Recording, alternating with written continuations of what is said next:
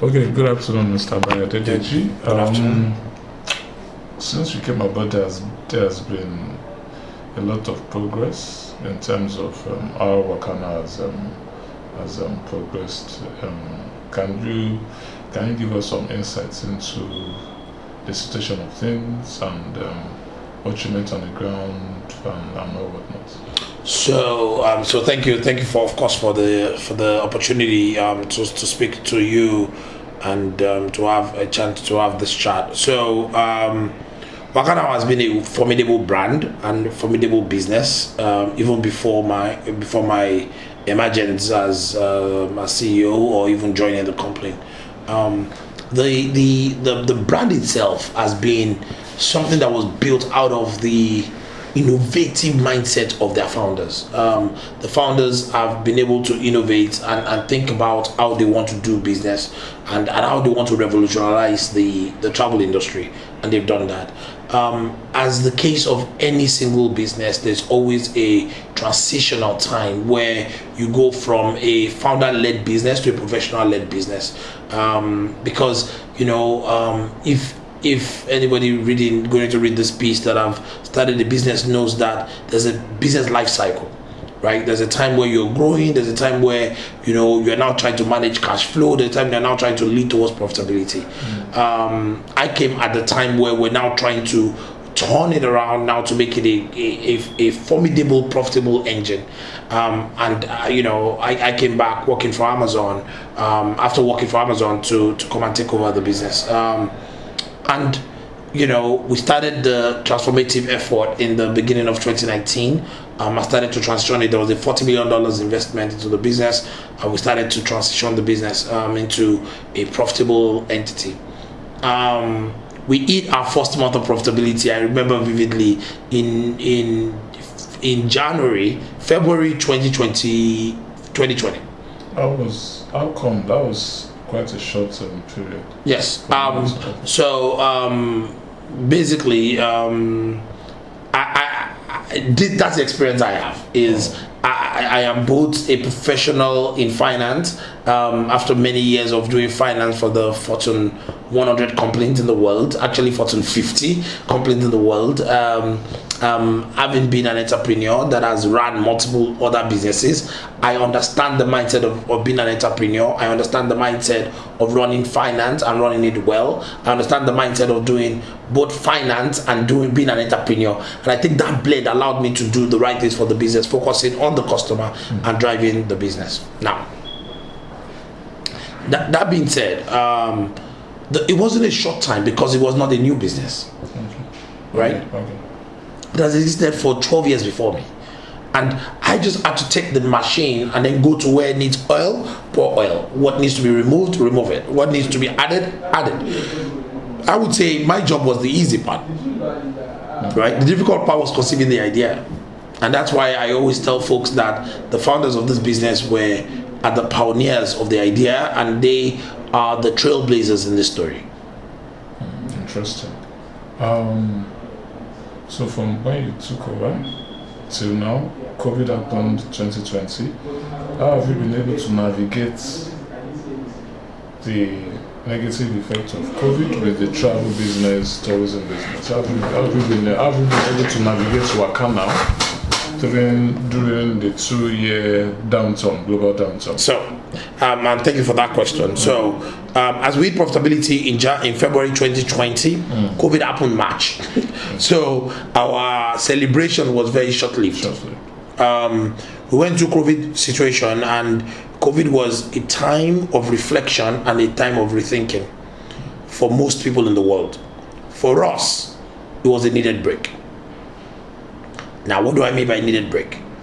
We spent the time during COVID to rebuild our technology stack. We spent the time to rebuild our operations, the way we do business.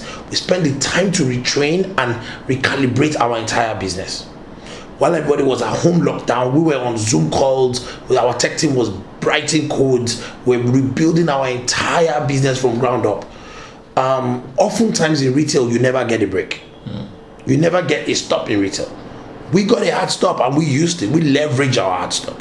Why do you never get a break in retail? Because retail never stops. People keep coming to buy, so you can't stop and say, I want to close my shop and I want to go fix it, right? You know, that's not what you do in retail. You do night overstocking and you do night arrangement, and you never get enough hours to do as much work as you want to do, because you can't just stop selling and say customers come back when I'm ready. That's not how it works. That means you're losing business, and you lose relevance, right?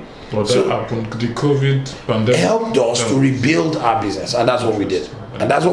We rebuilt our business. We came out of COVID in August. Our airspace was open in August. By September 2020, we're back to profitability. Really? By October, we're back to profitability, and we've been profitable ever since. Interesting. So people reading this or people listening to this on YouTube, they would wonder, what's the magic trick? What's the magic? The magic is watching your cost and growing your top line. You see, oftentimes people tell you to watch your cost without telling you that you should grow your top line. Cost is only as important as the top line, right? Look, if you're making so much money and your cost is outrageous, but you're making more money than you're spending, you're good, correct? But if you can now manage your cost and still grow your top line, then you're in a magic spot. And that's what we did. We grew our top line aggressively. Actually, our 2020 numbers, let me use 2021. In 2021, we're up to 2019. Our 2021 was better than 2019.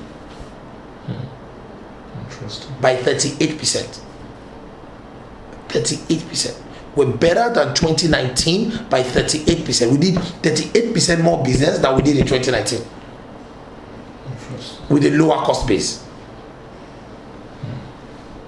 Right, so and that's what we did, was we managed our costs. There was no frivolous spending. There was actually, we added frugality as one of our leadership principles. Frugality. We're frugal company, right? We're not doing things we're not supposed to do. We're doing performance marketing. We're spending money where we thought we're going to get the most return. Our ROI by channel of marketing was important. We're looking at our metrics. We're looking at our KPIs. We're monitoring it by the day. We're monitoring it by the minute in some instances. We're turning things off when we thought that we've gone overboard, and we're managing the cost like we should do. That's how you should run a business, and that's what we did. And that made us, and we took care of our people, and we took care of our customers. Some of the things you've said reminds me of how founders of tech startups talk. You're more or less running the business like a startup company. Yeah. So I'm running this business, or we run this business with the mindset of a startup when it comes to innovation, but with the cost management of a matured company. So we're saying we're not burning money like most startups do. We're not doing cash burn. We're innovating like a startup. We're innovating fast. We're innovating on our feet. We're launching new products. We're doing new stuff. We're trying new stuff every single day. There's an innovation we're working on. Our tech teams are building and building and building. But we're not burning cash on marketing like we're drug dealers. We're not doing that. We're not spending the marketing dollars. Like I told you, I'm a finance professional, so I think that comes to bear here, is that we're growing our top line like a startup. Right now, in the month of January, we're growing at 104% to 2021. Really? Yes, sir. 104% growth. That means we're doubling ourselves. But our cost line is reducing even still. We're managing our costs. We are being intentional about our costs. Being extremely intentional about what we spend money on. And then we're still growing top line because we're taking care of more customers. Right? And that is the secret, we're growing our cost at half the rate of our sales. And that's our mantra. Interesting. What's interesting conversation? How do you envisage? Okay, interesting conversation. And to the next question, how do you envisage the aviation and travel business post-COVID? How do I envisage the aviation and travel business post the COVID pandemic? So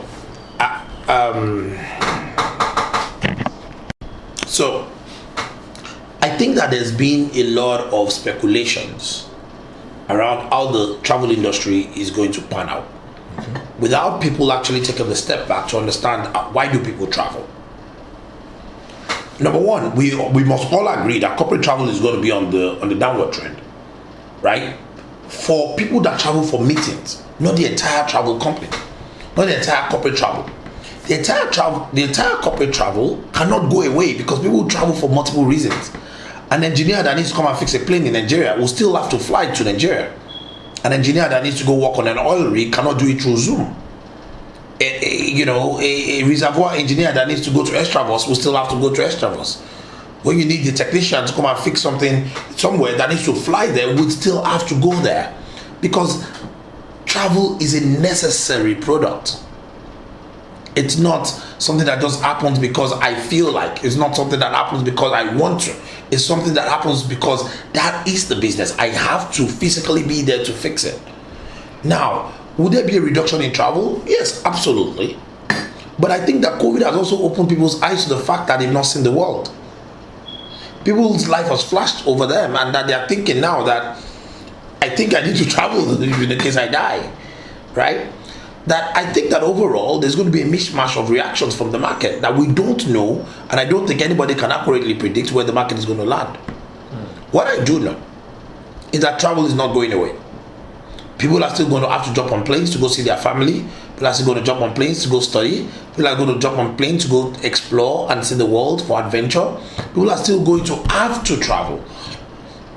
The insecurity in Nigeria makes it necessary for you to fly more local. It is smarter to fly local. Scratch the insecurity part. It is more smarter to fly now than to go by road, because our road network, because of delays on the road, and those other things that we know that affects us. So, will travel go away? I don't think so. I think we are, especially in this part of the world, we're in the world where the years of travel boom. Interesting perspective. How do you come in nationalizing this question? How do you think Nigeria can position herself in the global travel space and maximize her position? Nigeria has a huge population. And with a huge population means that you have a larger travel population than the rest of the countries in Africa, excluding South Africa. What that means is that the opportunity for travel continues to be important. Number one, for domestic travel within the country, and even external travel. Removing some of the barriers of entry would be great to kind of encourage it, and then finding ways to encourage banks to finance travel. Today, there's no bank that finances travel. Why so? You need to ask the banks, right? There's no travel now, pay later from any bank. No, they'd rather borrow you money to marry a second wife. Well, if it is, there's a generalization that Nigerians love to travel. Yes, correct. So that means there's a market for that space. Yes. For the financial institutions, is it that they don't want to, or they've not seen the potential? Ask the bank. For the sake of not offending financial institutions, I'll just say that it's an opportunity that is yet untapped. Interesting answer. As a finance expert and an innovation enthusiast, if you were to be the culture and tourism minister, what would be your main objectives? I would encourage people to visit Nigeria. I think that we've not actually even started tapping into that to encourage people to visit us. Mm-hmm. As much as we think that Lagos is chaos, I think that Lagos is a big tourism center. The nightlife in Lagos, you cannot get it anywhere else apart from maybe Beirut. Why do you say so? I know so. I've traveled the world, I've seen many countries, and I know that some of the things that happen in Lagos only happens here. Our coastal line is one of the longest coastal lines when you think about it. When you just look at our country, you can see how long our coastal line is. It's huge. Huge. Think about what Moist Beach is doing. Look at what Wave Beach is doing.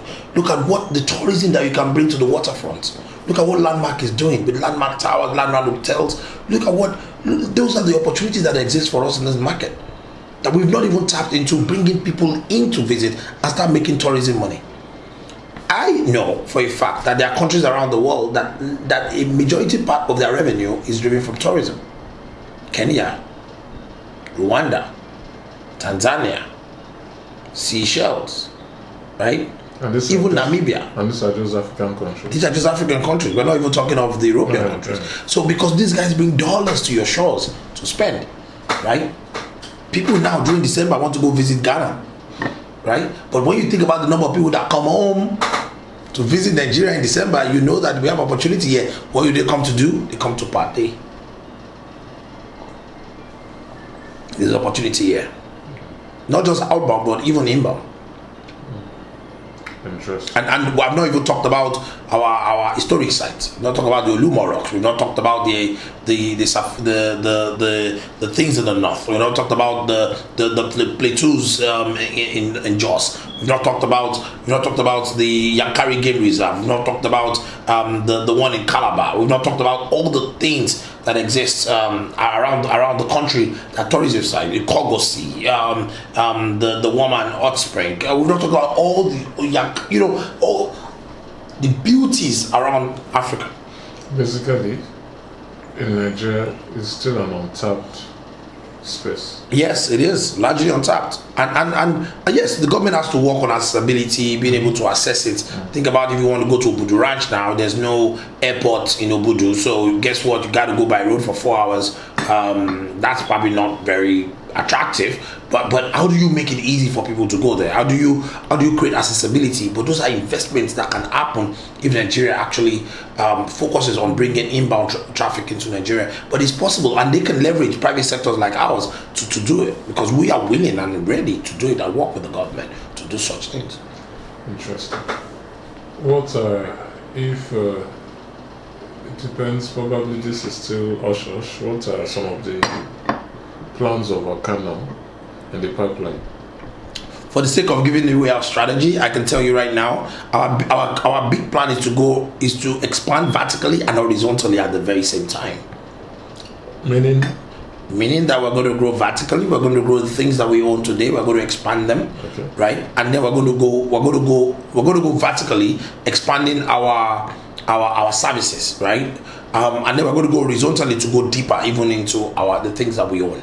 We're going to go deeper and continue to own deeper, continue to drive deeper. But our big strategy is to focus on the customer. It's customer focus. It's to help our customers travel and help them to have a great experience while they travel. What makes Wakanow unique? It's our ability to take care of the customers. We don't close. We run 24/7, right? We have the biggest inventory in the country. We have the biggest inventory. So flights inventory. You can get flights within East Africa. You can get flights within West Africa. You can get airlines that you've never heard of. You can get flights in the UK. You can get flights in the US. You can fly from Atlanta to Mexico through our website. Our website has the largest inventory. We're working on the largest inventory for hotels, working on the largest inventory for cars, working on the largest inventory for insurance options when you want to travel. That is the optionality that we give to the customers. And then we offer Pay Small, which is a wonderful product where the customer can actually pay gradually to go experience the world. Nobody else offers that in the market. We do. Interesting. To the final question, what's the title of the book you're currently reading? So, I'm not reading the book right now. But what I'm reading right now is I'm studying, I'm learning something. I'm trying to learn more about Meta. Yes, Metaverse. The Metaverse concept. So I spend a lot of time reading about the Metaverse concept. I'm also learning about NFTs, and I'm learning more about crypto. Just those are the three things that forefront for me that I'm learning. Mr. Bayo Adedeji, thank you very much for your time. My pleasure.